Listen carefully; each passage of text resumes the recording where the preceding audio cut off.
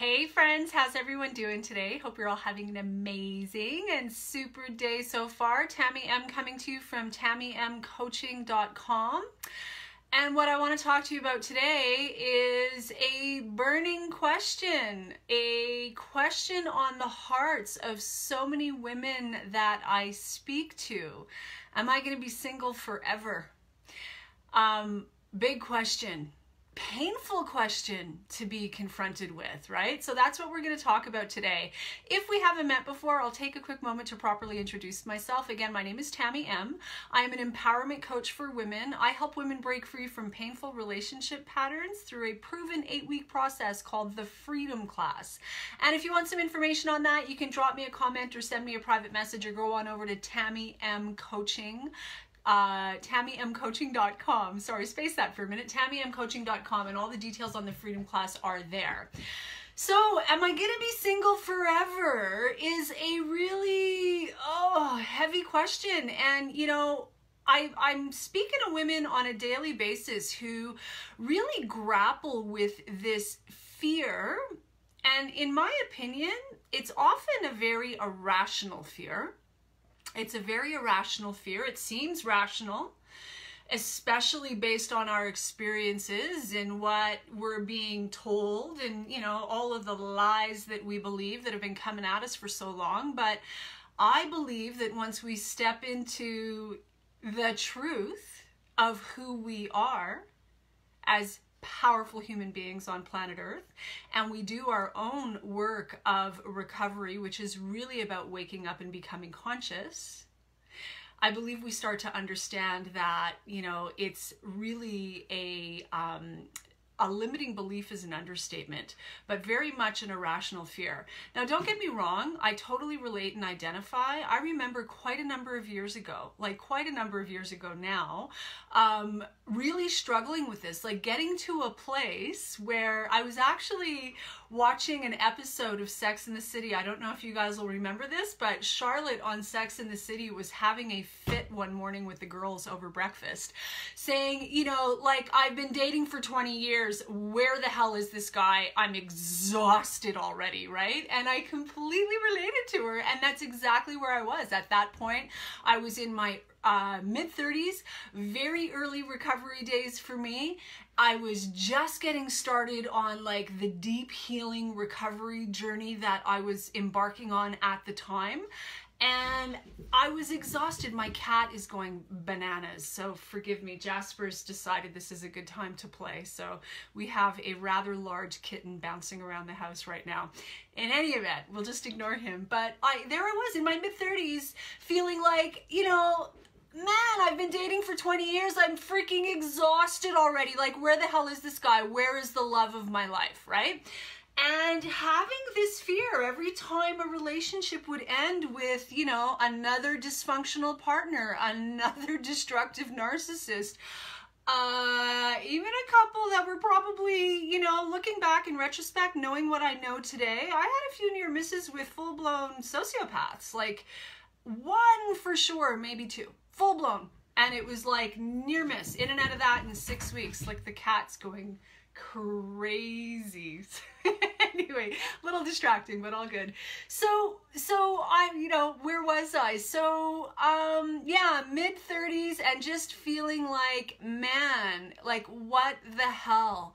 How hard is this?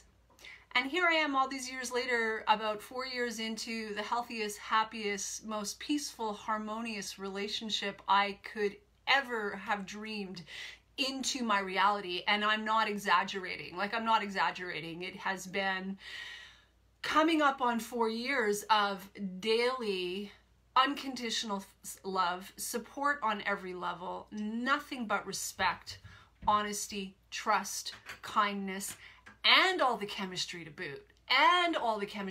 So I feel like I figured out a few things from there to here that I feel inspired to share with you, because like I said, I'm having these conversations regularly with women who either have not left yet the destructive, abusive relationship that they're in, and one of the major fears they have about leaving is being alone for the rest of their lives. Now, my experience was I got to a place where I would have preferred, although the longing of my heart had always been to be well matched in a solid, committed, loving relationship, I got to a place where the pain of the dysfunction had become so much, I was so exhausted and burnt out from it all.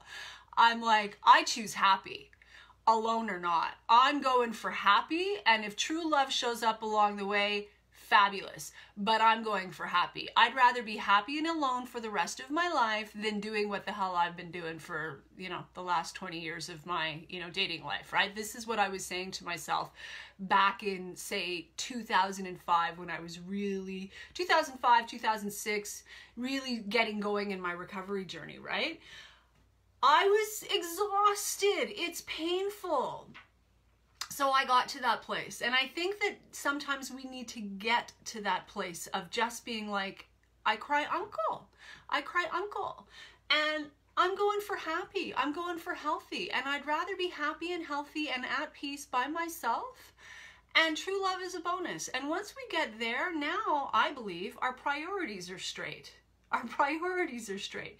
Because if we have a pattern of attracting dysfunctional, destructive relationships into our life, one that we stick with for decades, or if you're like me, repeated, like one after the other, the next one sometimes, not always, but worse than the last. Some of my younger, experiences, when I look back at what I was doing when I was 19 and 20, like, holy cow, what I put up with as an untreated codependent, as an untreated adult child of alcoholism, the narcissist I was involved with at that time, holy cow, right? And then we just we continue these patterns, I find myself in my mid-30s going like, what's it gonna take? And I finally surrendered, and I got it. And the truth is, we grapple with this question because we have a scarcity mentality. We are fear-based. We're carrying a lot of fear. We're carrying a lot of low self-esteem, a lack of self-worth, a lack of faith in ourselves, and I believe we just don't understand how we fit into the universe and how fully powerful we really are in terms of being conscious co-creators once we become conscious co-creators of our reality. So, there's a lot to it, but it really begins with, in my humble opinion, based on my experience, it begins with drawing a line in the sand, whether you're in that relationship or you're now out of that relationship and single. Making a decision for yourself that health, happiness, and peace are more important than not being alone. And I get it. Listen, early healing days, as as we embark on our healing journey, as many of us are untreated or newly recovering codependents, adult children of alcoholism, neglect, abuse, abandonment, whatever combination got handed to you long before you had a choice, that, all of those issues make for a very painful experience when we find ourselves alone, even if it is by choice, because it triggers all of our unhealed inner child wounds and owies and issues around abandonment and the fear of being alone. The thing is understanding that that's what's really going on. That's what's really going on. It's our stuff. And when we heal that, we're not suffering from such pathological loneliness. We're not so needy that we are willing to take the scraps from whatever, bad boy happens to cross our path and ring all our bells, and not necessarily in a good way, like unconsciously. Before we have healed and done our work, what we are compelled towards is designed to get us into healing. That's a whole other, there's so many tangents I could go down. And this is what the Freedom Class is really all about, is going down these tangents in detail so that we can, you know, fully embark on a healing journey that gets us to a place where we are now full. Where we are now in a place of standing on a solid foundation of healthy self-esteem and self-love. Where we are now capable of being for ourselves, completely sovereign, being for ourselves what it is we want someone else to be for us. All our lives, especially those of us who are, you know, recovering or yet to be recovering love addicts, all our lives we have longed for that fantasy of, you know, the knight in shining armor showing up on a white horse with a sword and rescuing us and then riding off and living happily ever after. And there's always the hope that this might finally be the one, and time again we end up flat on our face in, you know, in pain and disappointment, right? So, you know, as far as I have learned and what I believe is that we really need to become what it is that we want from another before we can attract it. So am I going to be alone forever? I don't know. Maybe. It's entirely up to you. I know this: if you do your work and heal and shift internally and up level what you've got going on the inside, and learn some manifesting techniques and strategies in terms of holding the vision with uber clarity of what it is exactly that you want. Once you've cleaned up the inside and you've done a good portion of your healing work, getting really clear about what it is that you really want, and then building up your faith and your belief in your ability to attract that into your life, and then holding that vibration as if it's already done and trusting, chances are really good that you will attract it into your life. Chances are really good that you will attract it into your life. Is it going to happen by accident? Is it going to happen if you continue to do the same things that you've been doing year after year after year all these years, that hasn't gotten you anywhere near what it is that you really want? Probably not. It's going to require some work on your part, but you can get there. I believe no matter how old you are, people find love in their 80s and 90s. That's true. That's a truth. That's a fact. So I talk to women just like me back in the day when I was in my mid 30s and feeling like, what the hell? Am I going to be single forever? Like, what's going on, right? And all of the lies and the limiting beliefs that go along with that. I talk to women in their mid 40s. I talk to women in their mid 50s who grapple with this one, right? If I leave, am I going to be alone forever? Or now that I've left, am I going to be alone forever? And the truth is, you are almighty, all-powerful in your life, and you have the ability to attract into your life whatever it is that you truly desire. I have a quote in front of me from Dr. Wayne Dyer, who said, "You don't get what you want, you get what you are." Talking about the law of attraction and our ability to manifest and co-create what it is that we want in our lives, the circumstances, the experiences, what it is that we want in our lives. I need some water here. You don't get what you want, you get what you are. So, if your pattern has been that you have been attracting one dysfunctional relationship after another, or you've been in a dysfunctional relationship long-term for a long time, and you're more likely than not, if you're tuning into this, you're a giver. Your nature is to put everybody else's needs before your own. In other words, you abandon yourself regularly and consistently. You do not respect or value yourself. your worth regularly, consistently.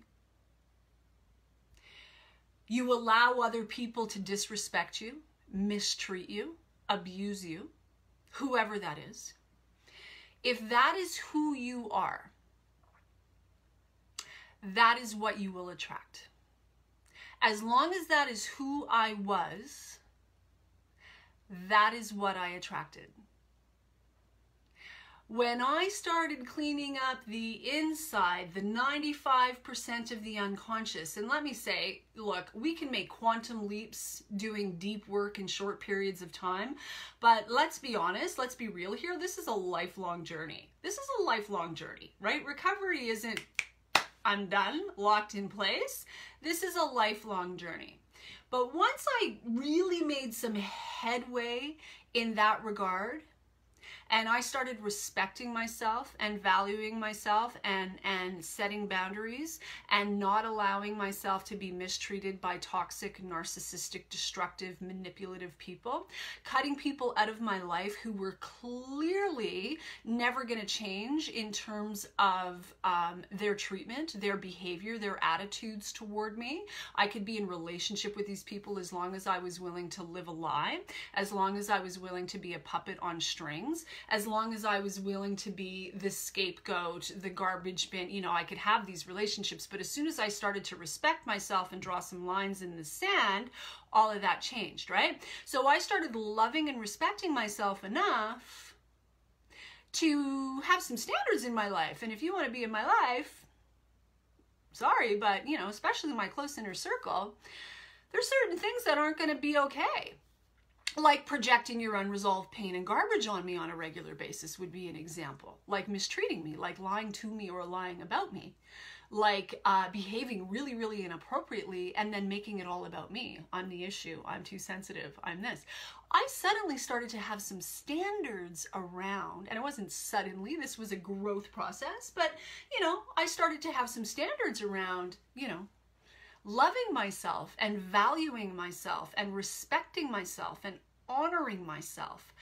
I became, for me, what I had been longing for decades, my whole life, that someone would show up and be for me. I had to become that first from the inside out. So are you going to be single forever? Totally your choice, in my opinion. Totally your choice, in my opinion. If you kick him to the curb and don't do any work on yourself and what it is that attracted you to him and attracted him to you to begin with, you don't shift that stuff, you don't heal that stuff, you will, by virtue of the law of the universe, the law of attraction, the way this universe works, like it or not, it's, you know, just like the law of gravity, this is how this stuff works. The law of attraction, you will attract into your life what is a vibrational match to what you carry. So if all you do is break up with him, divorce him, leave him, but don't roll up your sleeves and do any of your own work, are you going to be single forever? Totally your call. But I can tell you with a guarantee what it is you're going to attract. If you don't start shifting internally and healing internally, you're just going to attract more of the same. Water rises to its own level. Had I not done the work that I finally became willing to do, you know, 15 odd years ago, and it was a journey, had I not done that, I wouldn't be in the relationship that I'm in today. Guaranteed, there's no freaking way I could have attracted that into my life. There's no way. I was not a match to it. I could only attract that once I became a match to it, by becoming what it is that I wanted from the outside for myself on the inside first. Again, Wayne Dyer says, you don't get what you want, you get what you are. You get what you are a vibrational match to. Whether we're talking about money, your career, your romantic life, your health, you get what you are. You get what you are a vibrational match to. So, are you going to be single forever? Whether you're newly single considering being single, wherever you're at in the process, just started a new relationship, my suggestion, based on my experience, personally and professionally, is make damn sure that you start doing the internal work so that you can become for you the love of your life. Because in doing that, my friend, is your best shot.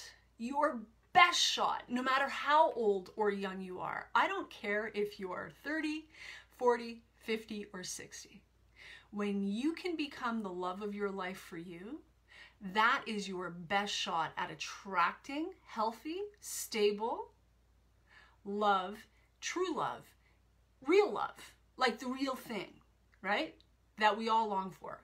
That is your best shot of attracting it into your life. Your best shot, you know? And then there's a bunch of work that we can do in terms of, and work, it's, you know, work, it's play really, in my opinion, but things that we can do to start unraveling the lies that we've been buying into, like all the good men are taken. All the good men are taken. Who's going to want a woman in her mid-50s? You know? All of these things that come at me on a daily basis, and I get it, I mean, when I think back to who I was in my mid-30s, worried that I was going to spend the rest of my life alone and single, you know, I get it. I have deep, deep, deep compassion. There are 7 billion people on the planet. You're not looking for hundreds. You're not even looking for dozens. You're looking for one. You're looking for one. And your best shot at attracting that one is becoming that for yourself on the inside first. Become the love of your life. When you fall madly, deeply, crazy in love with you from deep down inside, from the inside out, flaws and all, mistakes and all the things that we wish we would have done differently. When you go inside and up-level and heal all that garbage that you've been carrying around your whole life, and you fully love and accept yourself and become the love of your life, you now become a vibrational match to attracting true, lasting, healthy love into your life. And you deserve it. You deserve it. You know, Tony Robbins many years ago taught me that the word desire in Latin means of the Father. The word desire means of the Father. In other words, the desires of your heart are there on purpose for a reason. I personally believe if they're there, it's because the Creator put them there. The God in you and around you, the creator of this universe, the almighty power that we are all connected to and a part of. Whether we choose alignment with that or not is another story. But the desires of your heart were put there on purpose. Desire of the Father. So if you have had, I need some tissues here. I have the sniffles, forgive me. If you have had a burning desire for a long, long time, to be loved in a very healthy, fabulous, fireworks kind of way, that's not there for nothing. The God of my understanding does not put desire in our heart without giving us the ability to fulfill that desire. We have the ability to fulfill that desire. But it is not in going through life unconscious, choosing to stay in the dark rather than stepping into the light, as uncomfortable as that can be, avoiding, denying, pretending, lying to ourselves and others about what we actually carry internally, and not dealing with that stuff. We have those desires. They're there on purpose. They're there for a reason. We have the ability to fulfill those desires. And we can literally walk a straight line in that direction. We will never get there by avoiding our inner work, by avoiding becoming that for ourselves first. Again, you don't get what you want. You get what you are. Guys, I hope you got some value out of that today. If you liked what you heard, don't forget to like, comment, and or share. Once again, my name is Tamie M. I am an empowerment coach for women. I help women break free from painful relationship patterns through a proven 8-week process called the Freedom Class. And if you'd like some information on that, you can go to TamieMCoaching.com or drop me a comment or send me a private message, and I'd be glad to answer your questions. And with that, I'll wish you a fabulous rest of the day. Thank you, friends, for hopping on and tuning in. And if you have any questions, again, feel free to drop a comment or send me a direct message, a private message. And as always, I will leave you with this. Know your value. Know your value and unlock your freedom. Mwah. Much love. Bye for now.